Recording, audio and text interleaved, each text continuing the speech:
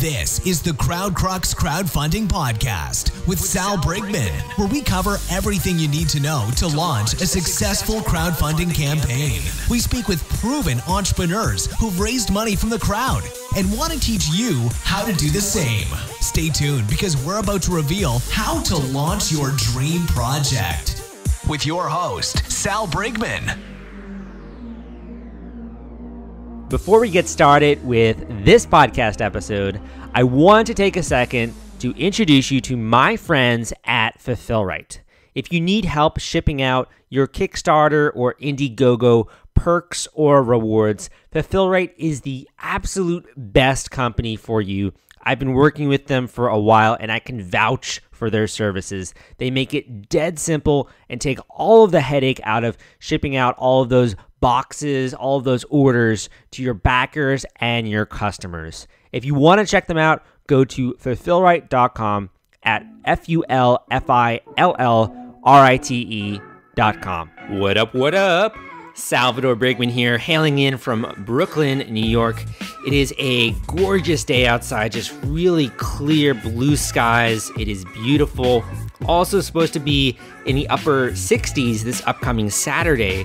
So I'm going to be getting brunch with my friends, probably also going to Central Park and hanging around in nature. Honestly, just way too nice of a weekend not to be outside. And it kind of feels like a celebration in some ways. You know, I closed enrollment for the complete crowdfunding PR system on Wednesday, I believe the 22nd. And I was just blown away. Like, honestly, all the people, all the students that have enrolled, to clue you in, like some of the students have been following me since 2015. Like some of the students have purchased my previous course. Some of the students have purchased my previous guides.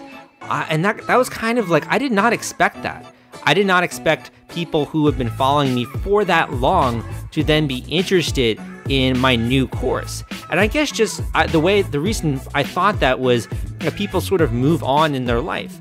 And quite frankly, the reality is that some people do not see the success that they wanted to on Kickstarter. I've even had people enroll who have already had a successful Kickstarter campaign and basically said, you know, the second time around, I really want to focus on PR because I know that is a crucial component of the campaign.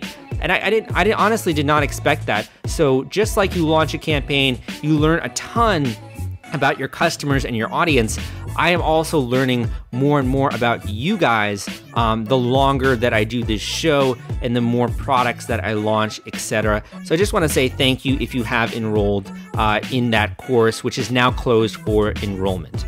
The other thing I want to say, and you might not have the same experience that I have had, but as I've been going through my life, I've noticed that there are sort of different teachers that I seek out with every single stage. So in school, you know, I was looking to certain teachers, looking to my English teacher, looking to my psychology teacher, because those are subjects that I was interested in. When I was learning about computer programming, there were certain teachers that I gravitated towards. When I was doing my first tech startup, there were teachers that I gravitated towards, like, you know, Paul Graham, whole Y Combinator philosophy, etc., learning how to do a tech startup company. And even when I was doing things in my personal life, like working out, there were teachers I gravitated towards. You know, I had to learn a lot of key things about fitness, about nutrition, etc. So I sort of, for a period of time, viewed those people in my own life as sort of being like friends on the path in some way, like they're leading me down this path. And that's extended in so many different ways, whether it's blogging, whether it's podcasting. For me, some of the other things I've been doing, like meditation, understanding emotional intelligence, I've always had and sought out teachers. And to think that even in a small way, that I am providing helpful content to you, that I'm helping you on the path, I feel like that is a privilege. And I just want to say that I hope that I treat it with the seriousness that it deserves. And I also hope that we can talk about some of the different topics that are even outside of just the bare bones of running a crowdfunding campaign. And here's why. Because you gain a tremendous amount of experience running a campaign. You learn about yourself. You learn about your audience, you learn about marketing, you learn about psychology, and more importantly, This is a moment of your freaking life. Like, you are spending time to launch this product. Maybe while you're doing this, you end up going on a vacation or having kids, or, all these different life events can happen while you are doing this. And to think that you're spending a little bit of time here with me as you're going through this process is just so cool. Like, that's just such a cool way to think about it. So thank you for listening and tuning into this show. If you do want a sample of one of the reader stories that was recently sent in, go to crowdcrux.com and read this story I wrote on Monday called "You Won't Believe This Incredible 3-Year Story of Love, Loss, Debt, and Kickstarter Success." Writing the story itself made me really emotional. And this story takes place over a 3-year time span. This is from 2013 to the end of 2016. So this person reached out to me way back when they first started to launch a Kickstarter campaign. We've been in contact for that duration of time, and I've really seen some events unfold in their life. I've seen some things happen with their campaign. They were successful. They go into all that kind of stuff, and it's just a remarkable, heartfelt story that I think that you will really love. But I want to talk more about today's episode. Okay, so today's episode, let's get practical here. Today's episode, I brought on Michael Epstein. And Michael is the author of Crowdfunding Basics in 30 Minutes. This is a new book that is coming out, and he goes into everything that you need to know if you want to launch a crowdfunding campaign. But there's a little bit more to this. So he has had 3 successful Kickstarter campaigns, and he has a tremendous amount of knowledge in the film demographic or the film category on Kickstarter. So if you're looking to raise money for an indie film, you're looking to raise money to help finance the costs that go into producing a film, this is the episode for you. But he also talks about the principles that can apply to really anyone out there who's launching a crowdfunding campaign. These are sort of a checklist of items, things that you need to hit, and also some of the things that he has discovered from running these various campaigns on Kickstarter. So I think you are going to get a lot of value out of this episode. Without further ado, let's get into today's podcast episode. Okay, so I want to get into this interview a little bit, and I would love to also learn a little bit more about you, and specifically how you got the crowdfunding bug. I've been looking at your bio. It seems like you started sort of in the indie band world, then you moved more into academia, and then into filmmaking. So to give the listeners an idea of, in terms of crowdfunding, how many projects have you launched on Kickstarter, and just about what categories and how much did they raise? So the question is a little bit complicated, but primarily I've done film projects, and we've targeted between 15 and 20,000, so small, kind of modest projects for that.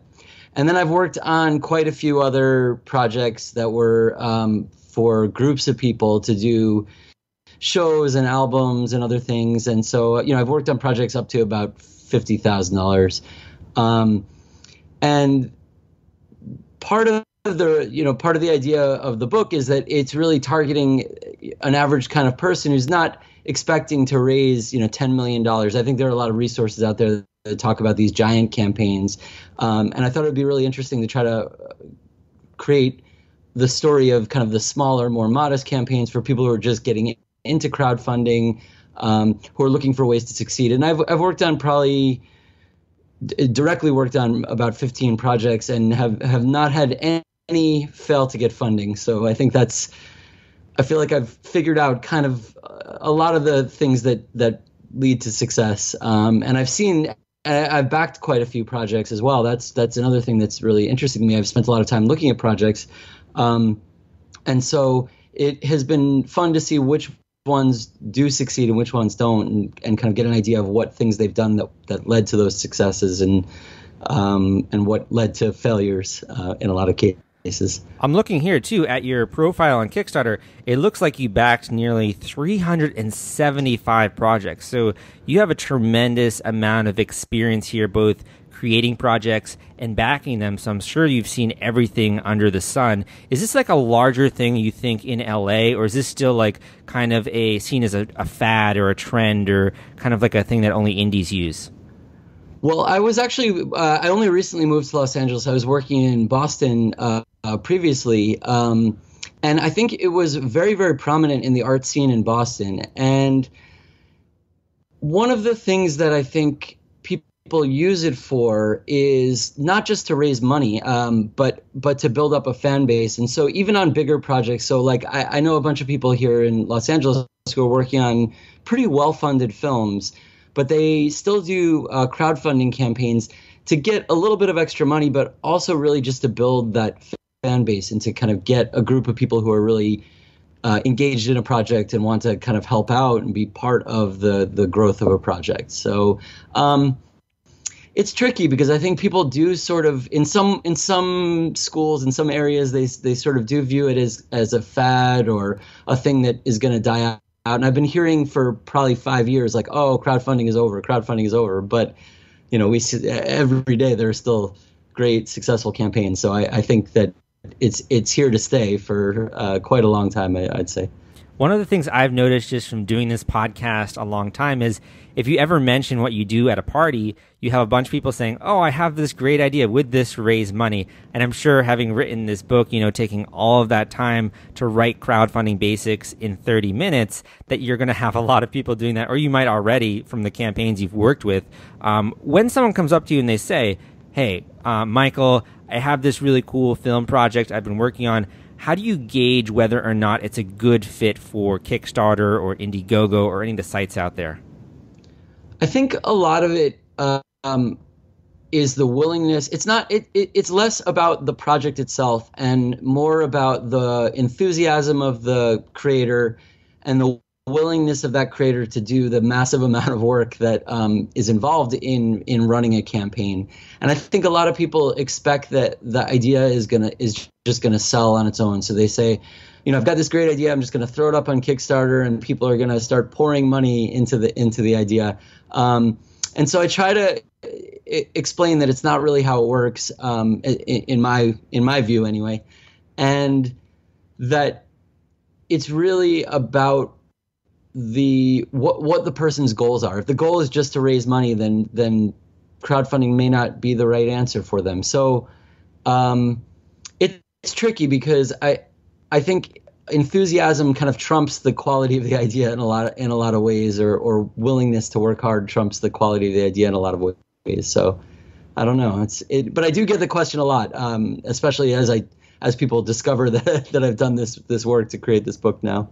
I mean, your book has a really amazing promise, crowdfunding basics in 30 minutes, really getting you up to speed very quickly. Ironically, I think that this podcast is going to be about 30 minutes, so that's also getting people up to speed with the basics in 30 minutes.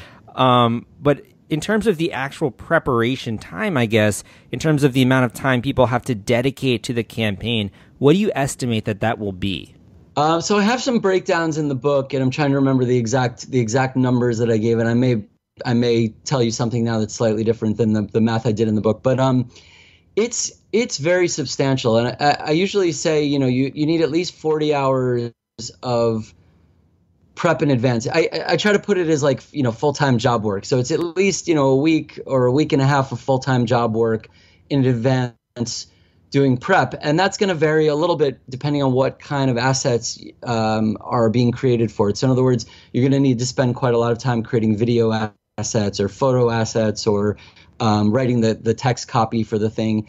And then the expectation is that when you launch the campaign, you really need to treat it as an almost full-time or a half-time job during the campaign itself. So if you're running a 30-day campaign, you have to expect to spend, you know, 30 hours a week or something along those lines to keep in touch with backers, to make adjustments to what you're doing, because you have to be dynamic when you're running the campaign. It's not something where you just spend a few hours writing up some stuff, stick it on a site, and then walk away from it. It really involves if you want to be successful, it really involves engagement. And so you have to be ready to treat it like essentially like a full-time job for a month or something along those lines in order to have a successful campaign, I'd say. In terms of the film category, I mean, you've had a lot of experience creating campaigns in this category, but you've also backed campaigns, I imagine, in many other different categories.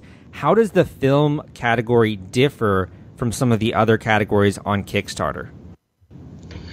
Well, I think one of the really interesting things about crowdfunding is if you try to break it down and look at the psychology behind the behavior of backers, you start seeing different motivations for different types of campaigns. So for something like a product campaign, like there were all these popular products, like there was a successful cooler and a 3D pen and all kinds of things. And I talk about some of these as examples in the book. But the real idea behind those campaigns is that the backers are excited about getting that product. So it's like they're going into a store and they're buying something and they're paying in advance and they're becoming a first adopter, somebody who gets first access to something. And that's really different than the creative campaign. So something like a film, it's more like the backers feel like they want this film to come into existence, or that, for music, similar kind of thing. They really believe in the creative value of the project, and they hope to see it come into the world. And they tend to care less about getting, a DVD or whatever the rewards are than they care about the existence of the actual project. And one of the interesting things that results from that is that a lot of backers get very, very excited about things like thank you credits in the film or producer credits in the film. And so they'll back it, get those kinds of credits. And then what's wonderful about that is they'll tell all their friends. They're like, oh, go watch this film. My name is in the credits at the end for this kind of thing. So I think in a way, film and maybe to a lesser degree, like albums or music or other things along those lines, it's really about backers feeling like they're part of a creative process. And there are a lot of people who are artists but are basically working full-time jobs and don't have time to be as creative as they want to be. And so they view backing creative projects as an opportunity to participate in a creative process and to have their name associated with a kind of a creative endeavor.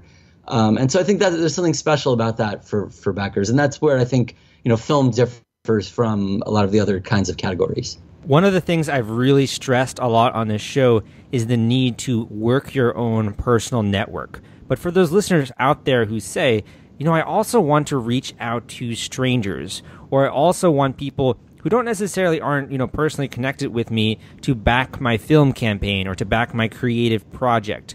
What ideas do you have for them to engage people who maybe they don't know, in terms of friends or family, but are interested in the arts or in film? How would you recommend people go about engaging those types? Well, I think we've kind of made our whole careers out of doing things that are very niche. And there's a value to that in that the audience, it's easy to find the audience. So in other words, if you're making a film, let's say you're making a drama film, it's hard to reach out to people and say, like, here's a film, it's important because it's a film. That's not really viewed as something special and unique. For our last film, for example, it was very inspired by a very, very specific set of early 1970s European vampire films.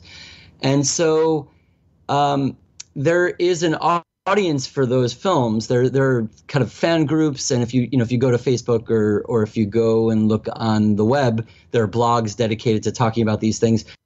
And so when we put out a campaign and we say we're basically making a 1971 European vampire film, there's an opportunity to reach out to the people who are interested in that topic, and they get really, really excited about it and back it right away and spread it to the other people in those kind of fan communities. And part of the reason why they're doing that is it's a really unique thing in their world. Nobody is really creating something that fits into that niche right now. So I think whatever you can do when you're creating a campaign, whatever you can do to identify how your campaign fits into a special niche, that will help you to identify the specific people to reach out to, who will not only back it, but will then spread it to the other people in their community. So anything you can do to kind of narrow the focus of that outreach, I think helps quite a lot. Mm-hmm. So I guess specificity in this way is power, because it's kind of ironic that we want everyone to back our campaign, but by ironically having such a broad definition of who we're going after, it makes it harder. You know, if you're more specific, it seems like what you're saying is it's actually easier to get people on board. Yeah, I think that's exactly right, because the people have to feel like you're hitting something that's really special to them. I mean, you're asking for people's time and money, and you have a lot of competing things also asking for their time and money. So, hitting on something that people really love and really care about, that's really special to them, I think is a key to that kind of success. Yeah. Once someone actually does launch their campaign on Kickstarter, Indiegogo, they're pretty much announcing it to whatever, their email list, their social media followers on Facebook, etc. And they see, let's just say they have like a $10,000 goal or a $15,000 goal. There's only $2,000 pledged after that announcement. And they start to freak out because it's like, wow, we're really far from our goal. What do you recommend that people should do in that position? Why is it, or how can people have a strong first week with their launch? Well, I think advanced planning is really everything, and I've learned this the hard way. Our first campaign, we kind of had a strong launch that we felt like, okay, we're really making progress with this, and then it just hit a brick wall and nothing happened for a couple of weeks. And so I learned from that you really need to kind of space out what you're doing in order to give little bits of information all along the way and have something to talk about the whole time. Because if you're constantly reaching out to your friends and you're saying like, fund our campaign, fund our campaign, fund our campaign, that gets lost. That's not something that is going to interest people. But if you're constantly telling them something new about it, or they're discovering something new about it as it progresses, I think that helps to kind of grow that backer base in an organic way. And so, when you ask what can you do if you're in that sort of panic situation, hopefully the idea is that you've planned out a long series of slow release information to keep building that. But in addition, what I really recommend is that for that launch, that before you've launched, you've already reached out to a pretty good set of people, your close friends, your family, others, and you've gotten a really good sense of how many of those people will help support the campaign, and will contribute in that first week.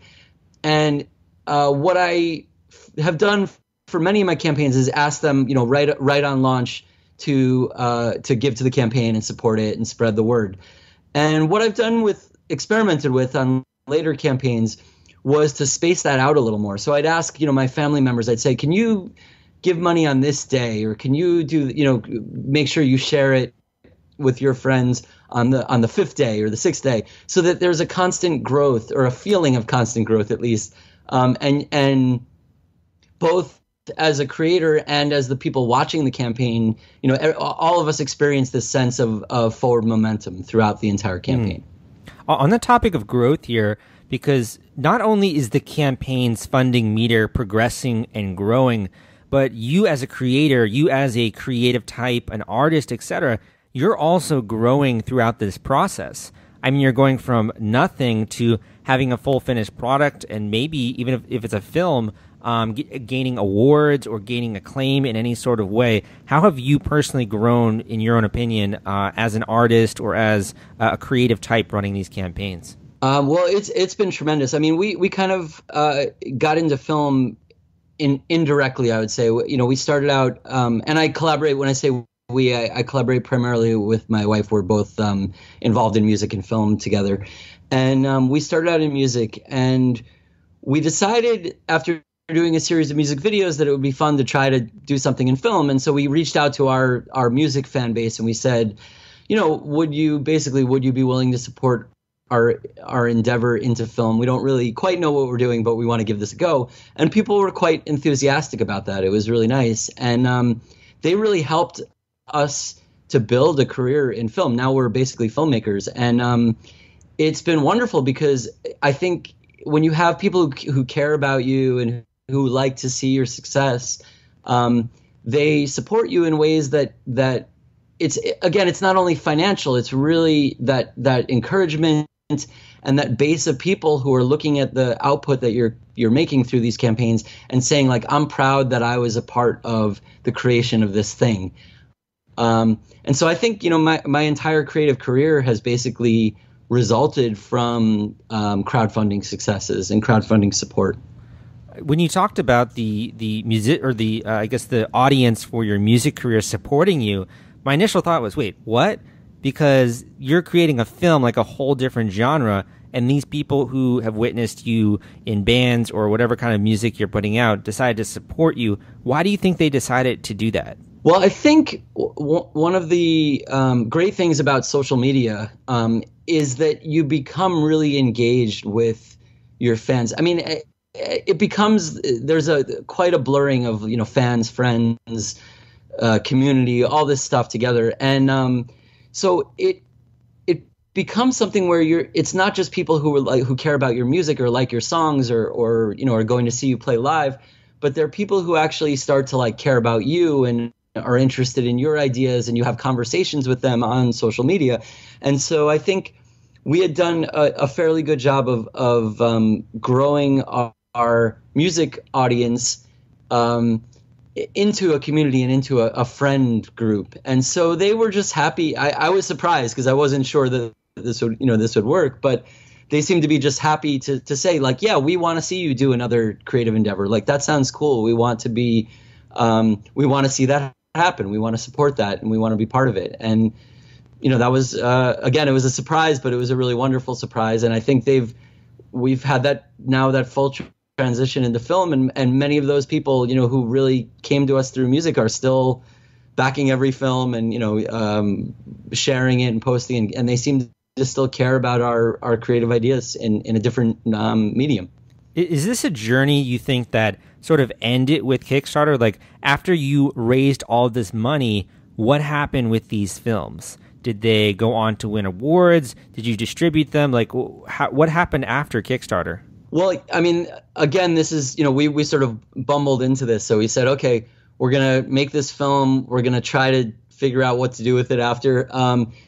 So in the case of even our first film, where we really were trying to figure out what to do, we ended up submitting to festivals, got into quite a few film festivals, did win some awards, and then got an international distribution deal. So the film is out on DVD and VOD, and you can watch it in all the normal places you watch movies. It was on cable on demand. I had to interrupt this podcast episode because I want to introduce you to my friends at The Gadget Flow. Their product discovery platform reaches 22 million people per month. They've helped more than 5,000 crowdfunding campaigns thus far, and they have a social media following of more than 700,000 followers. If you want to gain access to their marketplace and list your own product, you can go to thegadgetflow.com/submit and list your project today.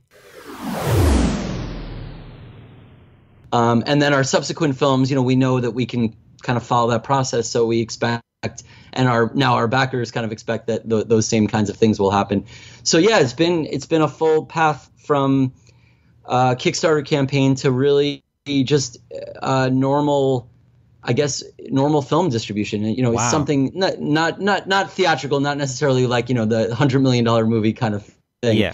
But relatively similar to what any kind of indie film might look like. Any kind of film might look like. People are watching those films. Like, to think that that's being distributed internationally, people are watching your films when previously this wasn't even created. It's so cool to me to see that transformation happened. Have you had anyone sort of reach out to you, a stranger who watched your film? Oh yeah, we get responses all the time to stuff, and we get comments, and some positive, some negative, but it's always fun to see how people how people react to I mean, that's what art is, right? You create something and you throw it out there, and you kind of hope that it impacts people in some kind of interesting or meaningful way. And so, yeah, it's been great. And I'll have friends who will have backers or friends who are backers who tell us like, oh, I ran into my other friend and they were telling me about this movie and it turned out to be your movie that I backed. And I was like, oh yeah, if you look in the credits, my name is in it. Oh man, so that's it's a so really, cool. It's a really interesting thing because it's out in the world just the same as anything else. And again, we're working in niche worlds, but like there aren't a lot of indie sci-fi films. So if you're an indie sci-fi buff, there's a good, not a 100% chance, but there's some chance that you've seen, our second film, which was a sci-fi film. And we've gotten great press. We've managed to get into the kind of top tier press with our films. So I think that makes people who are backing the projects really proud and feel like they did the right thing in a way, because they when they see a major magazine writing about a film that they back, they feel like, okay, this has validation from an external source. And so yeah, it's all out in the world. It's not just something that we create and then share with the backers. It's something that is kind of a worldwide creative thing, and the backers get to say that they were part of it and they saw it first and their name is in the credits and all that kind of stuff. I mean, you're very, in some ways, jaded about it just because you've done it so many times. But like, to me, that sounds so cool. And also, just as a beginning creative type, the one thing that you want is for other people to view your work. And you have just sort of this conundrum of, there are so many artists in the world, there are so many people trying to make it, there's just a lot of noise, and it's hard to sort of punch through that noise. But to hear that you've been able to do that, people are watching your films, they're reaching out to you, this is really the dream that many people have when they go on Kickstarter. And it's so cool to me that as an indie filmmaker, you can also stand out as a result from having done these campaigns. Yeah, that's right. I think the campaigns are a huge, huge part of that success because they, as soon as you're done with the campaign, if you have 200 backers or 400 backers, whatever the number is, that's 200 or 400 people who are going to enthusiastically promote the project. And honestly, you can't even pay for that kind of PR and that promotion and that enthusiasm because it's organic, and they really tell their friends about it, and they really say like, oh, I was part of this cool project and I watched it and I loved it. I want you to watch it also. And so, I always say to people, like, if you're just running a campaign because you want to raise $20,000, time-wise, you might ultimately be better off just going and getting a second job or doing some kind of extra work. But if you are really looking at it as a way of building a community and a way of building an audience and a way of guaranteeing that somebody cares about your project, I think crowdfunding is the best possible thing. And so, we've really tried to utilize that, and it's been awesome. The other thing I would add to that is, as more and more people are trying to do something, say, become an actor or trying to create films, really the people who stand out are the ones that have that personal brand. And being able to say that you've put together a project, you've got funding for a film, that makes you extremely valuable and extremely useful to any team that you join. Yeah, absolutely. I think people, one interesting thing is I think people kind of will come to us and say like, oh, we want you to run our crowdfunding campaign for a movie. And I'm like, well, it's quite a lot of work, and it's, they don't realize how involved that process is and how much you have to dedicate yourself to it. And, this is the kind of stuff I try to outline in the book, because I when I walked into my first Kickstarter campaign, I really had no idea what the kinds of interactions would be like. I had no idea what the path to that funding would be like. And so I think a lot of people are naive about it in the sense that they see successes, but they're like, oh, okay, that must be easy. You just throw the idea up there, and it's really it's about engaging. Everything is really about engaging with your audience, right? So even I think we're long past the day, especially in indies, where you can just kind of like buy ads or something and assume that people are going to care about something. It's really about creating communities and creating engagements and creating interactions that inspire people to care about whatever art you're making or whatever product you're making. Yeah. Every time I've written a book, I've published a few on Amazon, I've always learned something. Like, as much as I think I know about crowdfunding or marketing, etc., I've always learned something. So I'm curious, as you've been doing all of the research for this book, did you learn anything new? Well, absolutely. I mean, part of it is, you sort of go into it. When I pitched the book, I sort of felt like, okay, I have a pretty good idea of like what, I wrote an outline. I had a pretty good idea of like what to talk about. And I had already written a whole bunch of blog posts about specific niche elements of this, of crowdfunding, and about, creating rewards and all those things. And so when I started trying to formalize some of these ideas, I was like, oh, I don't really understand this. And so I was a teacher for many years, a university professor. And it was one of the things that I really learned about teaching was that you learn that you don't really understand a topic as soon as you start trying to teach it to other people. Yeah. And so, writing the book was great because it gave me an opportunity to sit down and like formalize a lot of the ideas that I had or thoughts I had about specific elements of this. And yeah, and you learn things, you say like, okay, I got this. And then you say, okay, I'm not really sure about this. Let me go look at some campaigns. And of course, part of writing this was to go back and review all the campaigns that I backed and like review all the campaigns that were successful and see, did they do these kinds of things that I think are essential elements of running a crowdfunding campaign. And so, you absolutely learn quite a lot about things that you thought you already knew about, but you didn't when you go into it. What do you think the hardest chapter or section was here?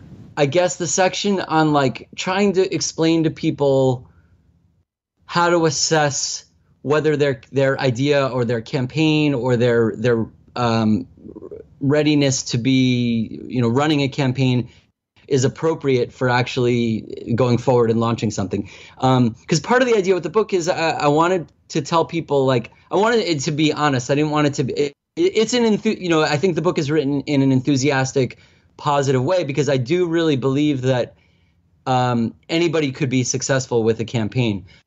But I think you have to recognize that there's hard work that needs to be done. And so kind of formalizing the early assessment of, are you ready to do that hard work? Are you ready to reach out to people? Are you ready to do those things in a way that sounded positive, that says, I know you can accomplish this, but I want to first scare you a little bit and tell you that it's going to be this hard work.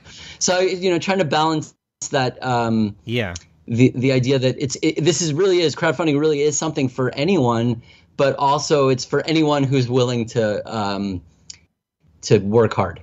Yeah, you have to invest yourself in the process. Even sometimes you have to invest money in the process. Me personally, I'm not a numbers guy.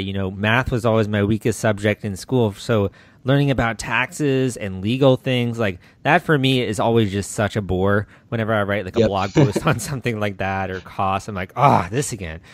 So yeah, that's for me sort of is the topic that's always a little bit sticky. But what you said there, I mean, we have over 150 guests on this podcast. It's a testament that from every single type of background, whether you have planning or you don't have planning, if you go into the process willing to learn, willing to actually seek out some teachers, some books like this, educate yourself a little bit, you can be successful with crowdfunding. And there's no other testament, I think, than just all of the campaigns that have been launched this past year. It's phenomenal. It's becoming more of a mainstream thing in the creative world. Right. Absolutely. I mean, I think that's really, this is exactly what you're saying is what, sort of inspired me to approach this book, because I thought, crowdfunding has been kind of a niche thing in many ways, but I really think we're at the point where it's opening up more and more to kind of a wide audience. And I hope it does. I hope we continue to support each other and we continue to find communities among our friends and our peers and our artists and people who are interested in art, because there's not a lot of support for art, and a lot of things. Film and music and other things aren't necessarily the most financially stable or lucrative things to be creating or careers to be involved with. And so I think there are a lot of people with really interesting things to say and really interesting art to create.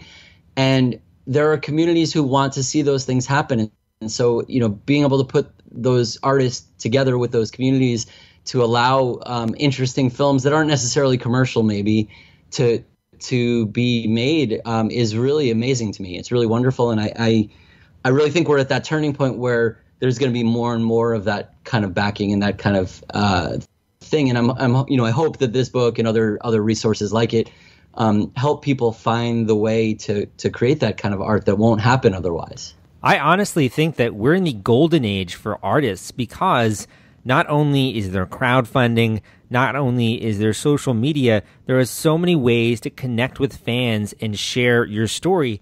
And we don't know how long this is going to last, guys. I mean, Kickstarter, we don't know how long that's going to be a really thriving marketplace. So the time is really now. If you do want to actually put yourself out there and get funding for your project, this is the exact perfect time to do it, in my opinion. I mean, we've even seen with you having launched all of these different campaigns, building a career on crowdfunding, and that trust factor that you've built with all of your backers. It's incredible to me. And I honestly think that this is just going to continue into the future, but you never know. So I think the earlier you sort of hop on the bandwagon, the better. Yeah, absolutely. And every time we create a new campaign, we send it out to the old backers, and a very high percentage of them are like, yeah, I'm on board again. I'm ready to do it again. So it's really about building that community and that audience. And if they like what you're doing, they're going to keep coming back and they're going to keep being engaged. And if they feel, we try very hard to stay engaged with people. We try to create rewards that are unique and individual. We always send everybody thank you videos, like personalized thank you videos, each backer. And so I think, we have a relationship with our backers that's to us at least is special and individual. And so, each time we create a campaign, it grows and grows and grows. And so I think it's hard work, but it is a way to build a career and build notoriety as an artist and as a creator. I actually didn't know that. So that's kind of cool that you shared that. It almost makes me think of like the early YouTube creators who over time amass more and more supporters. And that kind of relationship, if you are fulfilling on your rewards, it enables you to just have more creative choices in the future. It enables your career to be more flexible in the future. I didn't even think of that. Yeah, absolutely. And there's a lot of there are interesting things happening, like Patreon, for example, which I do talk about. I talk about the different types of sites and models for crowdfunding. But so Patreon, if anybody's not familiar, is just a sort of a patron site, and you give money. It's usually like some amount per month, and it's not for a specific project, but it's for like you like the output of an artist, and you like seeing whatever they're doing, and you trust that they're going to keep creating something that interests you. And so it's really fascinating to see. Like, I don't think that's quite caught on yet. I don't think that patron model is quite caught on yet, but I think it might be where things are headed a little more in the future. And, if you do a few campaigns that are project based, and then you have an audience who says, I really like what you're doing, I want to keep supporting you, I trust whatever it is, I'm just going to offer you money to keep doing that. I think we'll see more and more of that. And I think we'll see more and more of like people who want to be part of the art story. Again, the people who are working regular jobs, who are artists but aren't really able to create as much as they would like. They want to be, at least if they have money, they want to be throwing it into creative projects to see things get made and feel like they're part of some kind of creative endeavor. And I think that's where we're headed. Very well said. As we go forward, I just think it's going to be even more and more about that relationship you're building with these people, and also delivering on those good vibes, the feeling like they are a part of the project. I think you've said it really well in this interview. Where can people go and check out this book, and also when does it come out? So there's a website for the book at crowdfunding.in30minutes.com. And it's also available on Amazon and other things. It will be out on March 13th, and it's out on Kindle and paperback on March 13th. Nice. Well, thank you so much for coming on the podcast and sharing all of this great information in about 30 minutes or so. I really enjoyed this conversation, and also your thoughts on crowdfunding. We'll definitely have to have you back I'm going to give you the last word here. If you'd like to share a word of encouragement with the listeners, or you'd like to pass on a tip, you have the stage here. Great. Well, like I said, I think anybody really can run a crowdfunding campaign. And I think, there are resources out there, including this book that I've written, Crowdfunding Basics in 30 Minutes, that will help you to kind of find your path to that. And definitely reach out to me. You can by email mje@michaeljepstein.com, or you can go to michaeljepstein.com to find me, and let me know, what your campaigns are like and how things are going for you. And I love hearing from creators and seeing what people are doing with crowdfunding. So definitely reach out. Great, Michael. Thanks for coming on the podcast. Thanks so much for having me. Thank you for listening to this episode of the Crowdfunding Demystified podcast.